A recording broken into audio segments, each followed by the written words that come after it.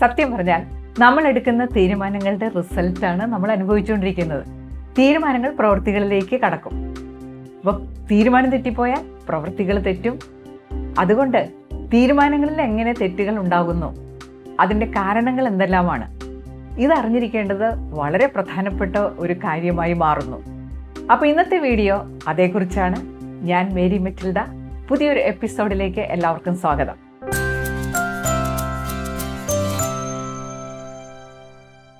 കാര്യത്തിലേക്ക് കടക്കുന്നതിന് മുമ്പ് ഒരു കാര്യം ഓർമ്മപ്പെടുത്താനുണ്ട്. നിങ്ങൾക്ക് എൻ്റെ വീഡിയോ ഇഷ്ടപ്പെടുകയാണെങ്കിൽ please like, comment and share. പിന്നെ വീഡിയോ കാണുന്നവരിൽ ആരെങ്കിലും സബ്സ്ക്രൈബ് ചെയ്യാത്തവരുണ്ടെങ്കിൽ ഒന്ന് സബ്സ്ക്രൈബ് ചെയ്യാനും മറക്കരുത്. ഒന്നാമത്തെ കാരണം, തീരുമാനങ്ങൾ തെറ്റിപ്പോകാനുള്ള ഒന്നാമത്തെ കാരണം, നമ്മൾ ചെറിയ ക്ലാസ്സിൽ പഠിക്കുമ്പോൾ കണക്ക് ടീച്ചർമാർ പ്രത്യേകിച്ചും നമ്മളോട് ഓർമ്മപ്പെടുത്തുന്ന ഒരു കാര്യമുണ്ട്. ഒരു പ്രോബ്ലം ചെയ്യുമ്പോൾ അത് ശരിക്കും മനസ്സിലാക്കിയിട്ട് വേണം തുടങ്ങാൻ. പലപ്പോഴും നമ്മൾ തീരുമാനം എടുക്കുമ്പോൾ എന്താണെന്ന് മനസ്സിലാക്കാതെ തീരുമാനം എടുക്കാറുണ്ട്. ബാക്കിയുള്ളവർ എന്താ ചെയ്യുന്നതെന്ന് നോക്കി തീരുമാനം എടുക്കാറുണ്ട്. ഒരിക്കലും ഒരു ശിഷ്യൻ ഗുരുവിനോട് ചോദിച്ചു, ജീവിതമാകുന്ന പരീക്ഷയിൽ കുറേ അധികം പേര് തോറ്റുപോകുന്നത് എന്തുകൊണ്ടാണ്? അപ്പം ഗുരു പറഞ്ഞ മറുപടി എന്താണെന്നോ? സത്യം പറഞ്ഞാൽ ജീവിതമാകുന്ന പരീക്ഷ വളരെ ലളിതമാണ്, ചോദ്യങ്ങളൊക്കെ വളരെ ലളിതമാണ്. പക്ഷേ നമ്മൾ ചെയ്യുന്നത് നമുക്ക് കിട്ടിയിട്ടുള്ള ചോദ്യങ്ങൾ വായിച്ച് മനസ്സിലാക്കാതെ മറ്റുള്ളവരുടെ ഉത്തരങ്ങൾ കോപ്പി അടിക്കുന്നു. അതാണ് പരാജയം വരാനുള്ള കാരണം. ഇതുതന്നെയാണ് തീരുമാനം എടുക്കുമ്പോഴും സംഭവിക്കുന്നത്. നമ്മുടെ സാഹചര്യം വിലയിരുത്തി എന്ത് തീരുമാനം എടുക്കണം. ഇപ്പോൾ ഉദാഹരണത്തിന്, എനിക്കൊരു വീട് പണിയണം. അപ്പം ഞാൻ എന്താ ചിന്തിക്കേണ്ടത്? അപ്പുറത്തെ ആൾ എത്ര വലിയ വീട് പണിതിരിക്കുന്നു എന്നുള്ളതല്ല ഞാൻ നോക്കേണ്ടത്. എൻ്റെ വീട്ടിൽ എത്ര പേരുണ്ട്, ഞാൻ എത്ര വലിപ്പമുള്ള വീട് പണിയണം, എൻ്റെ ബഡ്ജറ്റ് എന്താണ്, സ്ക്വയർ ഫീറ്റിന് എത്ര രൂപ വരും, അതനുസരിച്ച് ഞാൻ എൻ്റെ തീരുമാനങ്ങൾ എടുക്കണം. ഇനി രണ്ടാമത്തെ കാര്യം, നമുക്കെപ്പോഴും ഈ ആദ്യം കിട്ടുന്ന കാര്യങ്ങളോട് അല്ലെങ്കിൽ ആദ്യ അനുഭവങ്ങളോട് ഒരു പ്രത്യേക താല്പര്യമുണ്ടല്ലേ, അതിങ്ങനെ മനസ്സിൽ കിടക്കും. അപ്പം നമ്മളൊരു കാര്യത്തെക്കുറിച്ച് തീരുമാനമെടുക്കുമ്പോൾ ആദ്യം നമുക്ക് കിട്ടിയ അറിവ് അത് നമ്മുടെ മനസ്സിൽ നല്ലോണം പതിഞ്ഞ് കിടപ്പുണ്ടാവും. അപ്പോൾ പിന്നീട് വരുന്ന അറിവുകളൊന്നും സ്വീകരിക്കാൻ തയ്യാറാകാതെ ആദ്യം കിട്ടിയ ഇൻഫർമേഷൻ വെച്ചിട്ട് ഒരു തീരുമാനം എടുക്കുക. ചിലപ്പോൾ നമ്മളൊരു കോഴ്സിന് ചേരാൻ തന്നെ നമ്മൾ അന്വേഷിക്കുമ്പോൾ ആദ്യം അറിവ് കിട്ടുന്ന സ്ഥാപനം ഏതാണോ അതിലങ്ങോട്ട് നമ്മൾ ചേരാൻ തീരുമാനിക്കും. പിന്നീട് മികച്ച സ്ഥാപനങ്ങളുണ്ടെന്ന് അറിഞ്ഞാലും നമ്മൾ ആദ്യം കിട്ടിയ ഇൻഫർമേഷൻ അങ്ങോട്ട് വേണ്ടാന്ന് വെക്കാൻ തയ്യാറാവില്ല. അത് നമ്മുടെ മനസ്സിലിങ്ങനെ കിടന്ന് അതനുസരിച്ച് തീരുമാനം എടുക്കാൻ നമ്മളെ പ്രേരിപ്പിച്ചുകൊണ്ടേയിരിക്കും. അത് നമുക്ക് പറ്റുന്ന ഒരു അബദ്ധമാണ്. ഇനി മൂന്നാമത്തെ കാര്യം, നമ്മൾ ജനിച്ച് വളർന്ന് വരുമ്പോൾ നമുക്ക് ചില കാര്യങ്ങളിലൊക്കെ വിശ്വാസം ഉണ്ടാകും, ചില താല്പര്യങ്ങളൊക്കെ നമുക്കുണ്ടാവും. അപ്പോൾ നമ്മൾ ഏത് കാര്യവും വിലയിരുത്തുമ്പോൾ ഈ താല്പര്യങ്ങൾ നമ്മളെ ഒരുപാട് സ്വാധീനിക്കും.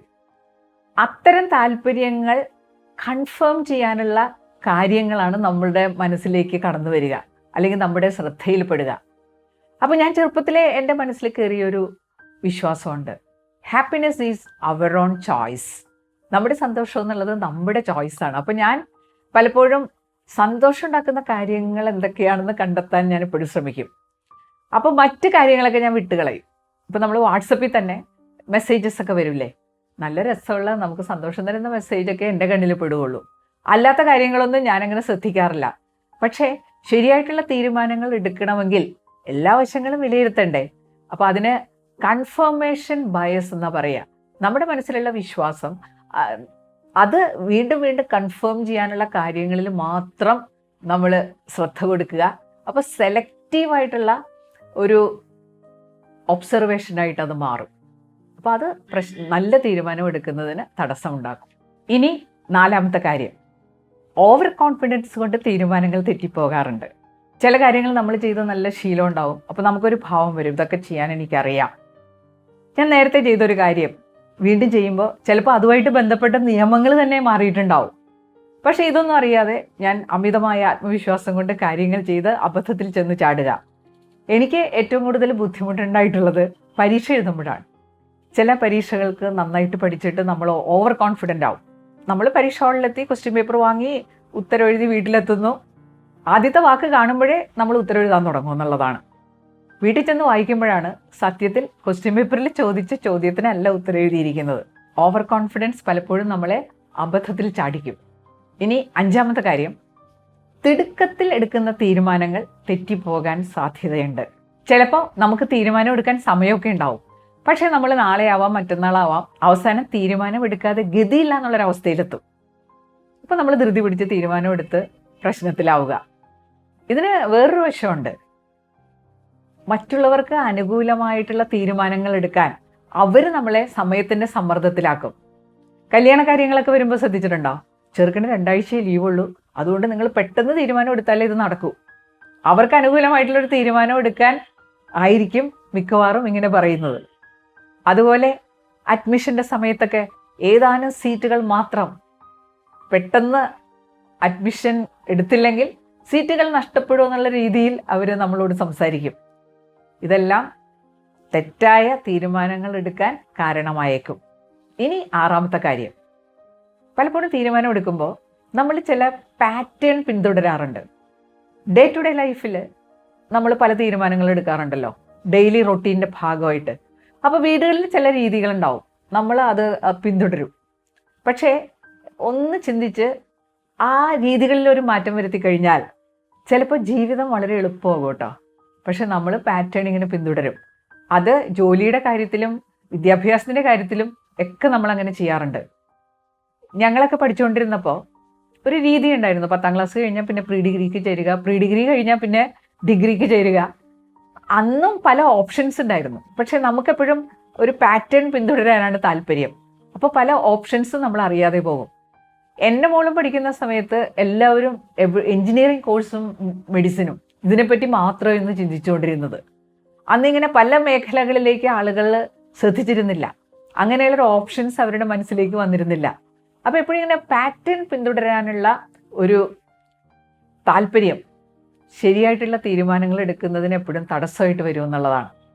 ഇനി 7ാമത്തെ കാര്യം, മാർക്കറ്റിംഗ് തന്ത്രങ്ങൾ നമ്മുടെ തീരുമാനങ്ങളെ ഒരുപാട് സ്വാധീനിക്കാറുണ്ട്. മാർക്കറ്റിംഗ് തന്ത്രങ്ങൾ എന്ന് പറയുമ്പോൾ അത് തന്ത്രമാണ്. അതിൽ പറയുന്ന കാര്യങ്ങൾ ശരിയാവണമെന്ന് യാതൊരു ഗ്യാരണ്ടിയില്ല. അവരുടെ ആവശ്യം ഉപഭോക്താക്കളെ ആകർഷിക്കണം, അവരുടെ സർവീസ് മറ്റുള്ളവരെ അവൈൽ ചെയ്യണം. അതിന് ഏത് തന്ത്രവും അവർ സ്വീകരിക്കും. അപ്പോൾ അതിൽ പെടാതിരിക്കുക എന്നുള്ളത് അത് അവൈൽ ചെയ്യുന്നവരുടെ ഉത്തരവാദിത്തമാണ്. ഞാനിങ്ങനെ നോക്കിയിട്ടുണ്ട്, ഈ കൊച്ചു കൊച്ചു കാര്യങ്ങളിൽ പോലും നമ്മളെ തെറ്റിദ്ധരിപ്പിക്കുന്ന ചെറിയ മാർക്കറ്റിംഗ് തന്ത്രങ്ങൾ. ഒരു വില എഴുതുമ്പോൾ പോലും 400 രൂപയുടെ അടുത്ത വിലയുള്ള സാധനങ്ങൾ 399 രൂപ എന്ന് എഴുതും. 1 രൂപയുടെ വ്യത്യാസമുള്ളൂ. പക്ഷെ 300 എന്ന് കേൾക്കുമ്പോൾ അത് വാങ്ങുന്ന ആളുടെ മനസ്സിൽ ഉണ്ടാകുന്ന ഒരു വ്യത്യാസമുണ്ട്. ചിലപ്പോൾ സാധനങ്ങൾ വാങ്ങാൻ ഈ കടയിലൊക്കെ ചെല്ലുമ്പോഴേ വില പുറത്തെഴുതി വെച്ചിട്ടുണ്ടാവും.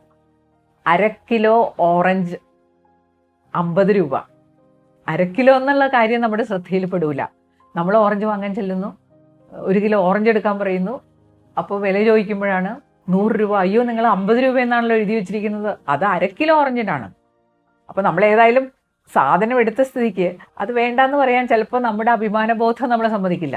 ഇങ്ങനെയും തീരുമാനങ്ങളിൽ തെറ്റ് സംഭവിക്കാം. ഇനി 8ാമത്തെ കാര്യം, അത് തീരുമാനങ്ങൾ എടുക്കുമ്പോൾ പറ്റുന്ന ഒരു അപാകതയായിട്ട് നമുക്ക് കണക്കാക്കാം. ഒരു തെറ്റൊന്നുമല്ല അത്. പക്ഷെ നമ്മളൊരു തീരുമാനം എടുത്താൽ ആ തീരുമാനങ്ങളുടെ റിസൾട്ട് നമുക്ക് കിട്ടണ്ടേ? അപ്പോൾ ഇതിൻ്റെ ഇംപ്ലിമെൻറ്റേഷനെ കുറിച്ച് നമ്മൾ പലപ്പോഴും ചിന്തിക്കാറില്ല. തീരുമാനം എടുക്കുമ്പോൾ തീർച്ചയായിട്ടും ഇത് പ്രയോഗത്തിൽ വരുത്തണം എന്നുള്ള ആഗ്രഹത്തോടു കൂടി വേണം തീരുമാനം എടുക്കാൻ. ഈ ആഗ്രഹമില്ലാതെ തീരുമാനങ്ങൾ നമ്മൾ എടുക്കാറുണ്ട്. പലപ്പോഴും അത് പ്രായോഗികമാക്കാൻ പറ്റാറില്ല.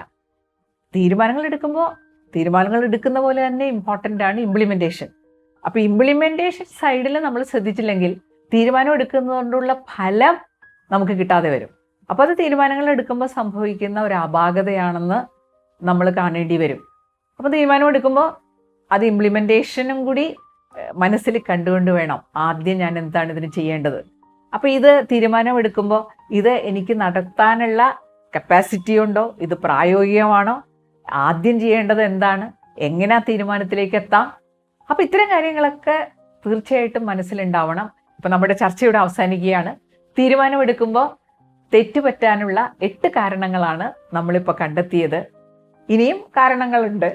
അപ്പോൾ നമ്മളിപ്പോൾ 8 എണ്ണത്തിലാണ് ഫോക്കസ് ചെയ്തത്. പിന്നെ ഒരു പ്രത്യേക കാര്യം പറയാനുണ്ട്. ഇപ്പോൾ പരീക്ഷകളൊക്കെ നടക്കുന്ന ഒരു സമയമാണല്ലോ. പരീക്ഷകളുടെ മോഡൽ എക്സാം നടക്കുന്നു. വിദ്യാർത്ഥി ജീവിതത്തിലെ ഏറ്റവും പ്രധാനപ്പെട്ട 2 പരീക്ഷകൾ, 10ാം ക്ലാസ്സും 12ാം ക്ലാസ്സും പരീക്ഷകൾ നടക്കാൻ പോവാണ്. ഒരു ഓൺലൈൻ എഡ്യൂക്കേഷന് ശേഷം കുട്ടികൾ പരീക്ഷ എഴുതാൻ പോകുമ്പോൾ ഈ സ്റ്റഡി ലീവ് സമയത്ത് ശ്രദ്ധിക്കേണ്ട കാര്യങ്ങളെക്കുറിച്ച് ഞാനൊരു വീഡിയോ ചെയ്തിട്ടുണ്ടായിരുന്നു. അത് കാണാത്തവരൊന്ന് കണ്ടേക്കണം. പിന്നെ അടുത്ത ബുധനാഴ്ച അന്നും ഒരു സ്പെഷ്യൽ വീഡിയോ, പരീക്ഷയുമായിട്ട് ബന്ധപ്പെട്ട ഒരു സ്പെഷ്യൽ വീഡിയോ ഉണ്ടായിരിക്കും. പിന്നെ അടുത്ത വെള്ളിയാഴ്ച സ്റ്റേ ഇൻസ്പയർഡ് സീരീസിൻ്റെ പുതിയ എപ്പിസോഡും ഉണ്ടായിരിക്കും. Thank you.